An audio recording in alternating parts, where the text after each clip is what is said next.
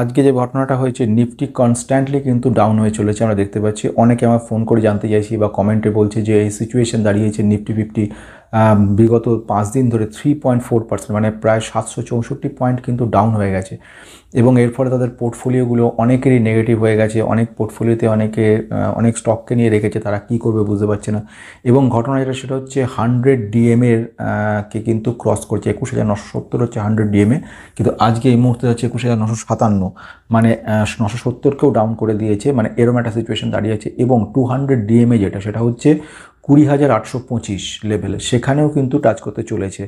তো এটা একটা। এবং not only that, Nifty bank কিন্তু কনস্ট্যান্টলি এটা হিউজ সেলিং প্রেশারের মধ্যে রয়েছে, কনস্ট্যান্ট ডাউন হয়ে চলেছে। এবং ঘটনা যেটা সেটা হচ্ছে লং রানের ক্ষেত্রে 20,500 থেকে 20,600 মধ্যেও কিন্তু নামতে পারবে বলে এই কথাটা বলা হচ্ছে। এবং সেটা হচ্ছে লোকসভা ইলেকশন 2024-এর আগে পরের মধ্যে। তো এই ধরনের সিচুয়েশন চলে আসার পেছনে কী কারণ, সেটা আজকে জানবো আমরা। কী করা উচিত, যারা স্টক নিয়ে রেখেছো, কিনে রেখেছো ভালো ভালো স্টকগুলো, সেগুলো কী করবে। সেকেন্ড ওয়ান হচ্ছে একটা খুব ইন্টারেস্টিং জিনিস, সেটা হচ্ছে সেলফ হিলিং রোডস। এই ব্যাপারটা নিয়ে আমার কাছ থেকে জানতে চেয়েছিলেন একজন আমার বন্ধু সাবস্ক্রাইবার, ওনাকে ধন্যবাদ জানাই যে উনি এই ব্যাপারটার আলোকপাত করার চেষ্টা করেছিলেন। আমি ওটা নিয়ে একটু দেখলাম। তৃতীয়ত, রোড কনস্ট্রাকশনের উপরে একটা মাল্টিপ্যাকার কোম্পানি, যেটা কিনা খুব সুন্দর রিটার্ন দিতে পারে। এইসব নিয়ে আমি সৌম্য, সবাইকে স্বাগত জানাচ্ছি বেস্ট ইনভেস্টের কোনো পক্ষ থেকে। তোমরা নতুন হলে সাবস্ক্রাইব করে বেল আইকনটা প্রেস করবে। পুরনো যারা, তারা তো অজস্র লাইক কমেন্ট, তাদেরকে অসংখ্য ধন্যবাদ। আসা যাক খুব ইন্টারেস্টিং পয়েন্ট নিয়ে, সেটা হচ্ছে 1 নাম্বার নিফটি। নিফটি ফিফটি কিন্তু প্রচুর ডাউন হয়ে গেছে, যেটা দেখলাম। এবং 100 ডিএমের থেকেও নিচে নেমে গেছে। এবং ভবিষ্যতে বলছে কিছুদিনের মধ্যে আরও ডাউন হতে চলেছে। তো এই সিচুয়েশনটা কেন হচ্ছে, কী ঠিক এক্স্যাক্ট কারণ, তার মধ্যে যে মোটামুটি যে কটা কারণকে খুব কাছাকাছি ধরে নেওয়া হয়েছে, যে কারণগুলো মনে হচ্ছে। প্রথম হচ্ছে লোকসভা ইলেকশন যে আসছে। লোকসভা ইলেকশন কী হয়েছে, লোকসভা ইলেকশনে বিজেপি আসার সম্ভাবনাটা বেশি, এই হিসেব করে আমরা দেখতে পেয়েছি কয়েক মাস ধরে প্রচুর স্টকগুলো, বিশেষ করে স্মল মিড ক্যাপ লেভেলের স্টকগুলো প্রচুর দৌড়েছে।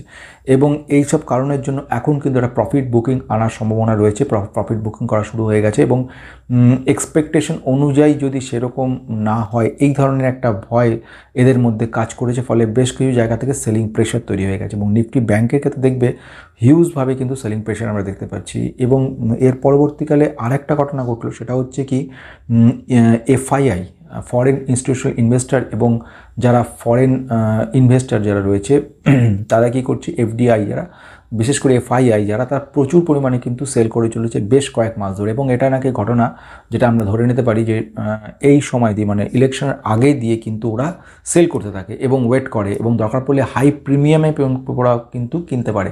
তো ইলেকশনে কী রিপোর্ট দাঁড়ায়, কী হয় না হয়, তার উপর বেস করে ওরা কিন্তু কেনা শুরু। ফলে আমরা দেখতে পেয়েছি প্রেজেন্টলি আমরা এই মধ্যেই 15,683 কোটি টাকা, কিন্তু 15,683 crores অলরেডি তারা কিন্তু সেল করে দিয়েছে স্টকস। এবং এর ফলে একটা প্যানিক সৃষ্টি হয়েছে। ফলে যারা ডোমেস্টিক অর রিটেলার, তাদের মধ্যে কিন্তু একটা টেনশনের জায়গা তৈরি হয়েছে। অনেকে সেল করে দিচ্ছে বেশ কিছু স্টকস। থার্ড পয়েন্ট যেটা, সেটা হচ্ছে কিন্তু ইউএস ডলারের বাউন্স ব্যাকিং। এই ব্যাপারটা কিন্তু খুব গুরুত্বপূর্ণ একটা পয়েন্ট। ইউএস ডলার রেট যেটা, সেটা যদি বাড়তে থাকে কনস্ট্যান্টলি, ফলে কিন্তু আমাদের ইকুইটি মার্কেটের ক্ষেত্রে সেটা কিন্তু একটা নেগেটিভ ইম্প্যাক্ট তৈরি করবে। ফলে বিদেশি যারা আছে ইনভেস্টার, তাদের ক্ষেত্রে নেগেটিভিটি। তো এইটা যখনই বাউন্স ব্যাক হওয়ার একটা প্রবাবিলিটি দেখা দিচ্ছে, ফলে কিন্তু ইনভেস্টাররা যারা রয়েছে, তারা কিন্তু টাকাটা সেল করে দেওয়ার আরও চেষ্টা করছে, আরও প্যানিক বাড়ছে। নাম্বার 4 যেটা হচ্ছে, সেটা হচ্ছে ইউএস ফেড একটা রীতিমতো নজর রেখেছে ইল্ডের দিকে। অর্থাৎ ব্যাপারটা এরকম দাঁড়াচ্ছে, যারা ইনভেস্টার আছে তারা এক্সপেক্ট করছে যে তারা সুইচ করার চেষ্টা করছে, তাদের যে মানিটা, যে টাকাটা, তারা সুইচ করছে ইকুইটি মার্কেট থেকে মানে কারেন্সি এবং ট্রেজারি মার্কেটের দিকে তারা ট্রান্সফার করছে। তো আমরা জানি এই ধরনের ঘটনাগুলো, যে মানে মার্কেট যারা ইনভেস্টাররা, তারা কি করে, সবসময় দুটো দিক দেখায়। আইদার যখন তারা দেখে গভর্নমেন্ট বন্ডগুলোর দাম কমে গেছে, ফলে সেখানে টাকা তুলে নিয়ে গিয়ে স্টক মার্কেটে রাখছে, ইকুইটি মার্কেটে। আবার যখন দেখা যায় গভর্নমেন্ট বন্ডগুলো ইল্ড বেশি হচ্ছে, তখন তারা এখান থেকে টাকা তুলে নিয়ে গিয়ে তারা ইউএস গভর্নমেন্ট বন্ডে ইনভেস্ট করে। তো এখন যেহেতু গভর্নমেন্ট বন্ড ইল্ড বাড়ার সম্ভাবনা রয়েছে বলে, তারা কিন্তু অলরেডি টাকাগুলো তুলে নিচ্ছে। 5 নাম্বার গুরুত্বপূর্ণ পয়েন্ট যেটা, সেটা হচ্ছে আমাদের যে Q4 রেজাল্ট 2024, সেটা কিন্তু আমাদের ইমপ্রেসিভ হয়নি, অর্থাৎ খুব একটা পজিটিভ হয়নি। তাই আনইমপ্রেসিভ Q4 রেজাল্ট 2024 কিন্তু এটা একটা নেগেটিভ ব্যাপার তৈরি করেছে।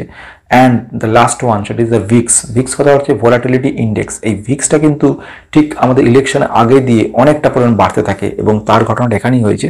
ফলে রাইজিং ইন্ডিয়া ভিক্স যে ইন্ডেক্স, সেই তার ফলে কিন্তু আমরা দেখতে পেয়েছি যে মার্কেটের মধ্যে বিশাল মাত্রা একটা প্যানিক সৃষ্টি হয়েছে, এক ধরনের নেগেটিভিটি তৈরি হয়েছে, ফলে কনস্ট্যান্টলি সেলিং হয়ে যাচ্ছে। তো এই সিচুয়েশনে কি করা উচিত, stocks buy, hold or sell, কি করা উচিত? তো বেসিক্যালি এইখানে এখন এই মুহূর্তে দাঁড়িয়ে কখনোই সেলের কথা বলবো না, বিক্রি করে বেরিয়ে যাওয়ার কথা একবারও বলবো না। এটা ওয়েট করতে হবে মার্কেট যে অনুযায়ী। অনেকের আমাদের লার্জ ক্যাপ বেশ কিছু স্টক, যেমন এশিয়ান পেন্টস বা আদার স্টকের ক্ষেত্রে দেখতে পেয়েছি বেশ কিছু স্টকসে কিন্তু ডাউন হয়ে যাচ্ছে, যেরকম HCL টেকনোলজির ক্ষেত্রে দেখেছি আমরা ডাউন হতে, বা এইরকমভাবে বেশ কিছু স্টকসের ক্ষেত্রে দেখেছি। তাদের উদ্দেশ্যে একটা কথাই বলবো যে জাস্ট প্যানিক হওয়ার দরকার নেই, এটা হোল্ড করো এবং ওয়েট করো। ইলেকশনের পরবর্তীকালে আমরা পুরো ব্যাপারটাকে ক্লিয়ার করতে পারবো কনসেপশন, এবং অনেক বড় ইনভেস্টরে ওয়েট করছে ইলেকশন পর্যন্ত, তারপরেই তার ডিসিশন নেবে কি করা উচিত না করে। ফলে হোল্ড করার এখন পরামর্শ দিতে পারি আমি। আজকে খুব ইন্টারেস্টিং একটা পয়েন্ট নিয়ে, সেটা হচ্ছে সেলফ হিলিং রোড। এটা নিয়ে ধন্যবাদ দেবো আমাদের বন্ধুকে, ও এই ব্যাপারটা বলার জন্য, যে ব্যাপারটা নিয়ে যে কি ব্যাপারটা শোনা হয়েছে। তো এই ব্যাপারটা নিয়ে একটুখানি আমি জেনেছি, সেটা হচ্ছে ঘটনা, সেটা কি আমাদের সবচেয়ে বড়, আমাদের দেশের কথা বলবো, ইন্ডিয়াতে প্রায় 22.6% রোড অ্যাক্সিডেন্ট কিন্তু হচ্ছে এই ধরনের পোর্ট হোলসগুলোর জন্য। অর্থাৎ রাস্তায় খানা খন্দ করা রাস্তাগুলোর জন্য প্রায় প্রচুর রোড অ্যাক্সিডেন্ট হয়, এবং দেখা যায় বাইক কিংবা ভ্যানগুলো, 2 চাকা ভ্যান, 3 চাকা ভ্যান, যে সমস্ত বা ছোট ছোট যে সমস্ত এগুলো আছে যেগুলো যাতায়াত করছে সব মালপত্র নিয়ে, বা এগুলো কিন্তু উল্টে যায়, পড়ে যায় গর্তে, খানাখন্দের মধ্যে, এবং প্রচুর পরিমাণে অ্যাক্সিডেন্ট হচ্ছে। এবং তো এই ঘটনাগুলো আমাদেরকে এবং একটা রীতিমতো প্রবলেমের সৃষ্টি করছে। তো এখন প্রেজেন্টলি যেটা ব্যাপারটা দাঁড়ালো, সে নীতিন গডকরি, সেন্ট্রাল গভর্নমেন্টে রয়েছে যিনি মন্ত্রী, তিনি এবং যে ডিক্লারেশন দিয়েছে সেটা অনুযায়ী, এবং already national highway authority of India, NHAI যারা, তারা কিন্তু এ ব্যাপারে বলছে অলরেডি রিসার্চ লেভেলে কাজকর্ম চলছে, এবং তারা কাজ শুরু করে দিয়েছে অলরেডি। সেই ব্যাপারটা হচ্ছে কিনা সেলফ হিলিং রোডস, অর্থাৎ যে সমস্ত খানাখন্দ রয়েছে সেগুলো রোড নিজে নিজেই মানে ভরাট করে দেবে। ব্যাপারটা শুনলে একটু অবাক লাগবে বা তোমরা চমকে যাবে এরকম ঘটনা হতে পারে কিনা, কিন্তু ঘটনাটা একদম পারফেক্ট এবং একদম সত্যি ঘটনা। নেদারল্যান্ড ইউনিভার্সিটিতে এই নিয়ে রিসার্চ করেছিল এরা, এবং সাকসেসফুলি ওরা অলরেডি নেদারল্যান্ডসের প্রচুর রাস্তাতে কিন্তু এই ধরনের মানে যাকে বলে টেকনোলজি ইমপ্লিমেন্ট করেছে, এবং তার ফলে খুব সাকসেসফুলি ওরা কাজ করছে। তো ব্যাপারটাকে আমরা গ্রহণ করার চেষ্টা করছি। ব্যাপারটা খুব ইন্টারেস্টিং। আমরা জানি কি এতদিন ধরে যে পিচ রাস্তা হতো, রাস্তা যে পিচ সেকে বলে অ্যাসফল্ট। তো অ্যাসফল্টগুলো মানে বলা হয় পেট্রোলিয়াম মিক্সচার যাকে বলা হয়, সেগুলো ঢালা হয়, এবং তার উপরে যে পিচগুলো থাকে গরমে এগুলো গলে যায়, গর্ত হয়ে যায়, এবং ছোট ছোট প্রথম গর্ত থাকে, সেই গর্তগুলো আস্তে আস্তে আস্তে আস্তে যানবাহন হচ্ছে গরমে এবং তাপমাত্রা প্রচুর হিটে এবং বিভিন্ন কারণের জন্য ওই গর্তগুলো বড় হতে হতে বড় খানাখন্দে পরিণত হয়ে যায়। সেগুলোতে জল জমে আরও বেশি প্রবলেম হয়। ওয়াটার যত কিনা স্টোর করা হয়, মানে যখন ছোটো ছোটো গর্তগুলোর উপর জল জমে জমে সেই রাস্তাটাকে আরও খারাপ অবস্থার সৃষ্টি করে দেয়। তো এখন ওরা যে রিসার্চ করে বের করা হয়েছে, সেখানে ওরা বলছে কি যে আমরা স্টিল ফাইবার এবং তার সঙ্গে বিটুমেন, এই দুটোকে মিক্সচার কম্বাইন করে একটা স্মার্ট পিচ বা একটা স্মার্ট বলা হতে পারে যে রাস্তা, স্মার্ট অ্যাসফল্ট তো তৈরি করেছে ওরা। তো সেই জিনিসটা কি হয়, যখন এটা রাস্তার মধ্যে দেওয়া হয়, ফলে রাস্তায় কি হয়েছে, ছোট ছোট যেসব খানাখন্দগুলো থাকে, ছোট প্রথম তো শুরু হয় বড় থেকে না, প্রথম ছোট ছোট থেকে, তখন কি হয় এই যত হিট ওর উপর পড়ে, তাপমাত্রা যত বাড়ে বা এই ধরনের সিচুয়েশন তৈরি হয়, তখন কি হয় ওই ভিতরে যে স্টিল ফাইবারগুলো এবং সঙ্গে বিটুমেনগুলো কি করে অটোমেটিক এক্সপ্যান্ড হতে থাকে। এক্সপ্যান্ড হয়ে গিয়ে স্টিল ফাইবারের সাহায্যে পুরো যেসব অঞ্চলগুলো গর্ত হয়েছে, ছোটো ছোটো গর্ত, সেগুলোকে নিজে নিজেই ভরাট করা শুরু করে দেয়। বড় গর্তগুলোকে ভরাট করা সম্ভব নয়, কিন্তু ছোটো ছোটো যেসব গর্ত থাকে ও নিজে নিজেই কিন্তু হিল করে দেয়। ফলে এই গর্তগুলো ছোট অবস্থাতে যদি বন্ধ হয়ে যায়, অটোমেটিক্যালি আমরা দেখব যে ভবিষ্যতে গিয়ে আর বড় গর্ত হওয়ার কোনো জায়গাই থাকবে না।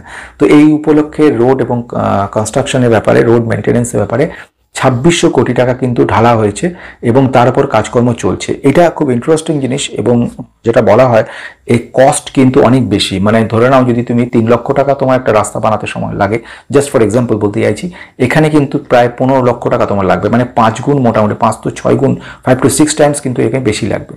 কিন্তু এর যে পজিটিভনেস আছে, এই খরচটা হয়তো ওয়ান টাইম বেশি, কিন্তু আলটিমেটলি মানে এটা যেটা এরা বলছে যে 80 বছর পর্যন্ত একটা রাস্তা কিন্তু টিকে যেতে পারে। আমি যদি খুব কম করে যদি ধরে নিই 40 বছরও টেকে, অর্ধেকও, তাহলেও যদি লংজিভিটি বেশি থাকার কারণের জন্য আমরা কিন্তু ওয়ান টাইম কস্ট বেশি হলেও আলটিমেট তার যে রিটার্নটা সেটা কিন্তু খুব সহজ পায়। বারংবার যে রাস্তা তৈরি করার পেছনে যে প্রচুর খরচা সেগুলো কিন্তু আমরা মেকআপ করতে পারবো, ফলে একটা বিশাল জায়গা তৈরি হচ্ছে।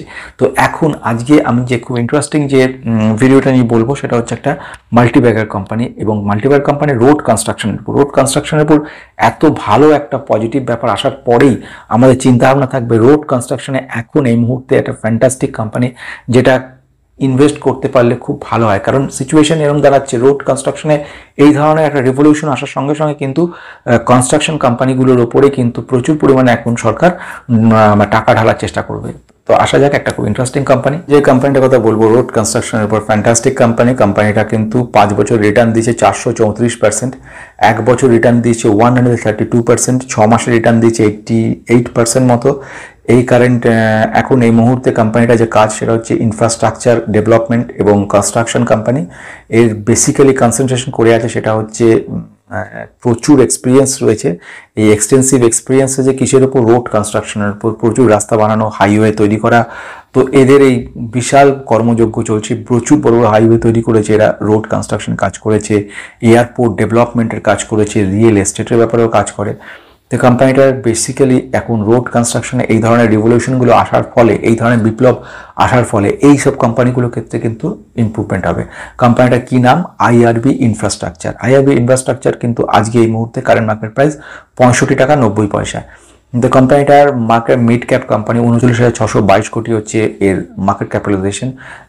এই মুহূর্তে কিছুটা ওভারভ্যালুড রয়েছে, সিচুয়েশন এত রিটার্ন দিয়েছে এই কারণে ওভারভ্যালুড বেস্ট রয়েছে। 65.6 হচ্ছে এর কারেন্ট মার্কেট প্রাইস, বলছি পি রয়েছে 65, এবং যদি ইন্ডাস্ট্রিজ পি দেখি দেখবো 20-র কাছে। প্রোমোটার হোল্ডিং করছে 34.4%। কিন্তু শুধু প্রোমোটার নয়, প্রোমোটারের সঙ্গে আমরা দেখে নেব ডিআইআই, এফআইআই। ডিএফআইআই 47% হোল্ড করে রেখেছে এবং ডিআইআই হোল্ড করে রেখেছে 7.70%, এবং রিটেলার রেখেছে 10.59%। কোম্পানিটা কিন্তু ঋণ বেশি, রোড কনস্ট্রাকশন সমস্ত কোম্পানি কিন্তু ঋণ বেশি পরিমাণে নিয়ে রেখেছে। 1.36 হচ্ছে এর ডেট টু ইকুইটি রেশিও। এই ফ্যান্টাস্টিক কোম্পানিটা রোড কনস্ট্রাকশনের উপরে খুব ভালো জায়গা আসতে চলেছে, আমাদেরকে কিন্তু ভবিষ্যতে খুব ভালো একটা কিছু আমাদের রিটার্ন দিতে চলেছে ভবিষ্যতে। তো এই ধরনের আশা নিয়ে আজকে দুর্দান্ত সুন্দর ইন্টারেস্টিং ভিডিওটা শেষ করলাম। একদিকে নিফটি 50 প্রেজেন্ট সিনারিও জানালাম, সেকেন্ড ওয়ান খুব মজাদার ইন্টারেস্টিং একটা বিষয় জানলাম, সেলফ হিলিং রোড তৈরি হচ্ছে এবং সেইগুলো অলরেডি কিন্তু কাজ শুরু হয়ে গেছে, খুব শিগগিরই আমরা দেখবো এখানে। এবং সেই রোড কনস্ট্রাকশনের ব্যাপারে এত ইমপ্রুভমেন্ট যখন আসছে, সেই ইমপ্রুভমেন্টের সঙ্গে যে মাল্টিপ্লায়ার কোম্পানিটা যুক্ত রয়েছে সেই কোম্পানিটি নিয়ে আলোচনা করেছি। তো আজকে শেষ করলাম। তোমরা যারা নতুন রয়েছে সাবস্ক্রাইব করে বেল আইকনটা প্রেস করবে, আর যারা পুরনো রয়েছে তাদের প্রচুর লাইক, কমেন্ট, শেয়ার আমাকে মুগ্ধ করে। তোমাকে নমস্কার।